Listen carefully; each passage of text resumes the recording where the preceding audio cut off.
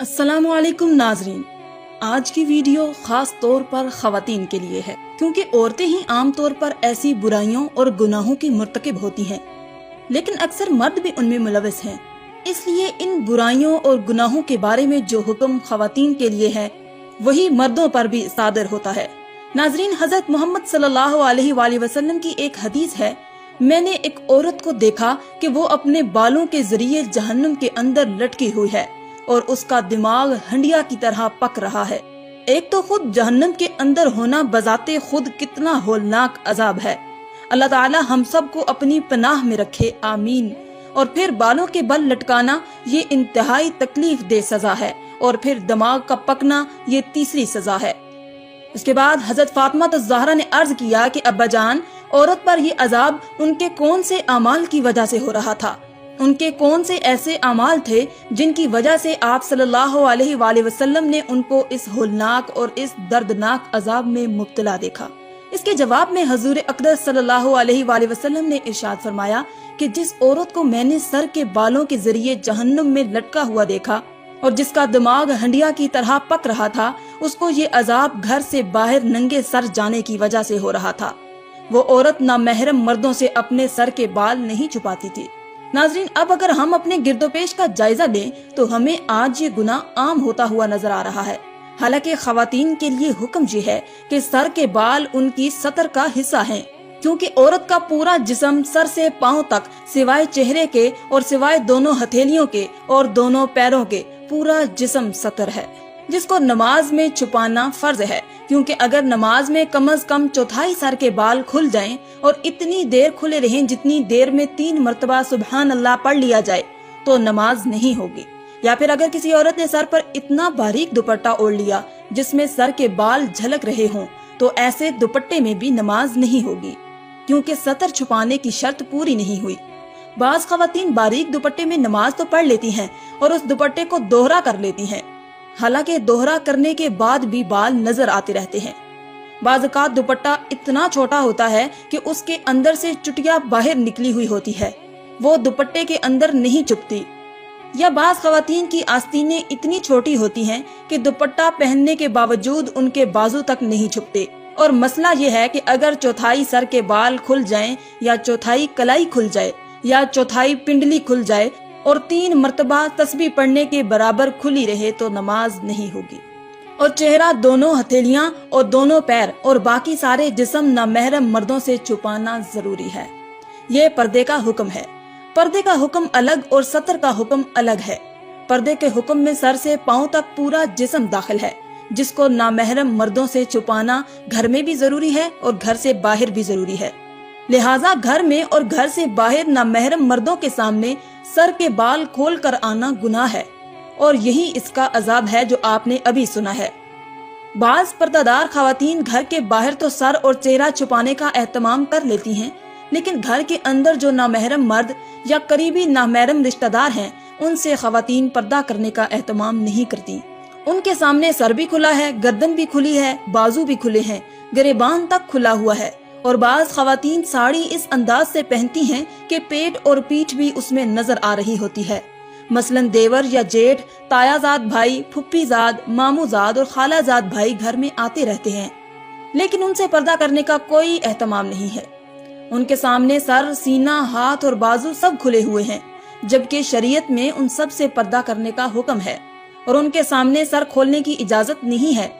हाँ, इतनी गुंजाइश है कि जो मर्द नामहरम घर के अंदर रहते हैं, जिनसे हर वक्त मुकम्मल पर्दा करना मुश्किल है, मसलन देवर या जेठ घर के अंदर साथ रहते हैं, अब हर वक्त उनकी आमदोरफ्त रहती है और वो अक्सर घर पर काम काज भी करते रहते हैं, उनके बारे में ये हुक्म है कि उनके सामने भाभी को चाहिए कि वो कोई बड़ा और मोटा दुपट्टा इस तरह ओढ़ ले कि उसमें पेशानी से ऊपर के और सर के सारे बाल छुप जाएं, और दुपट्टा इस तरह बांधे जिस तरह नमाज में बांधा जाता है, और इसमें दोनों बाजू भी छुप जाएं, और वो अपनी पिंडली भी शलवार वगैरह से छुपाए। पिंडली का जिक्र यहाँ इसलिए किया गया कि आजकल इन्हें खुला रखने का रिवाज चल रहा है, जो सरासर नाजायज है। सिर्फ चेहरा, दोनों हथेलियां और दोनों पैर खुले हैं, इस हालत में उनके सामने आना जाना रखे और घर का काम काज अंजाम दे, तो इसकी गुंजाइश है। और इसमें बेहतर यह है कि चेहरे पर घूंघट डालकर उनके सामने आए اور ضرورت کے وقت اسی گھونگھٹ میں ان سے بات بھی کر سکتی ہے اور جواب بھی دے سکتی ہے۔ شریف اور حیادار عورت کے لیے چہرے پر گھونگھٹ ڈال کر کام کاج کرنا کوئی مشکل کام نہیں، بشرطے کہ آخرت کی فکر ہو، خوف خدا ہو اور اللہ کے عذاب سے ڈر لگتا ہو۔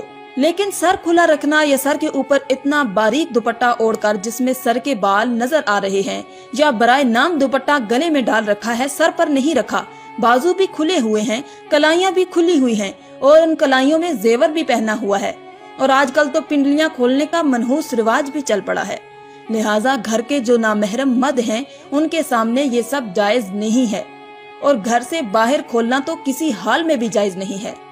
لیکن آج مسلمان خواتین کا جو حال گھر کے اندر ہے اس سے زیادہ برا حال گھر کے باہر ہے۔ باہر نکلتے وقت پردے کا کوئی نام نہیں ہے، اور جو کپڑے پہنے ہوئے ہیں وہ بھی اتنے باریک ہیں یا اتنے چست ہیں کہ جسم کا ہر حصہ نمایاں ہو رہا ہے۔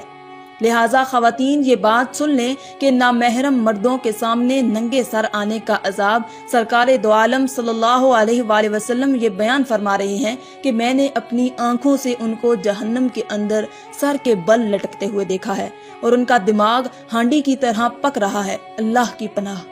ناظرین، یہ عام قانون قدرت ہے کہ مرنے کے بعد کوئی زندہ نہیں ہوتا اور دنیا میں واپس نہیں آتا، لیکن اللہ تعالیٰ عبرت کے لیے کبھی کبھی ایسا کر دیا کرتے ہیں۔ ہر دور میں کوئی نہ کوئی ایسا واقعہ پیش آتا رہا ہے، یہاں تک کہ کوئی زندہ ہو گیا اور اس نے مرنے کے بعد کا حال سنایا اور پھر مر گیا۔ اسی قسم کا عذاب قبر سے متعلق ایک واقعہ ہے، گلگت میں پیش آیا ہے۔ ایک شخص قبرستان کے پاس سے گزر رہا تھا، اس نے کسی قبر سے یہ آواز سنی کہ مجھے نکالو، میں زندہ ہوں۔ جب ایک دو مرتبہ اس نے آواز سنی تو اس نے یہ سمجھا کہ یہ میرا وہم اور خیال ہے، کوئی آواز نہیں آ رہی ہے۔ لیکن جب مسلسل اس نے یہ آواز سنی تو اس کو یقین ہونے لگا۔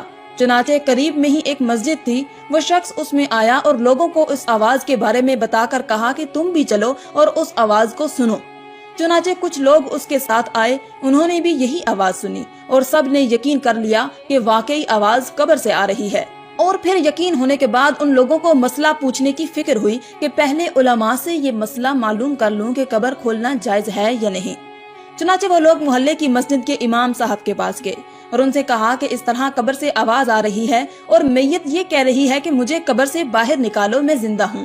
امام صاحب نے فرمایا، اگر تمہیں اس کے زندہ ہونے کا یقین ہو گیا ہے تو قبر کو کھولو اور اس کو باہر نکالو۔ چنانچہ یہ لوگ ہمت کر کے قبرستان گئے اور جا کر قبر کھولی۔